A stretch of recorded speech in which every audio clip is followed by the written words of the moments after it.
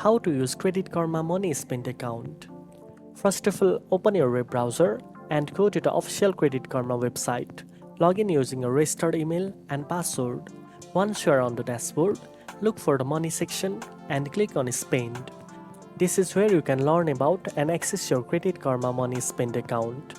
The Spend account is a no-fee checking account offered through Credit Karma in partnership with a bank. You can use it to receive direct deposits, pay bills, and make everyday purchases with your linked debit card. To set it up, simply click on Open Account and follow the on-screen steps. You will need to provide some basic personal details and verify your identity. Once approved, your Spend account will be active and you will receive a virtual debit card to use immediately.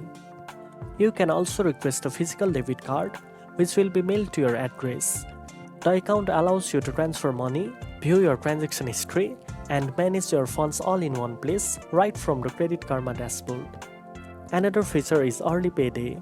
If you set up direct deposit with your employer, you could get your paycheck up to 2 days earlier than your regular payday.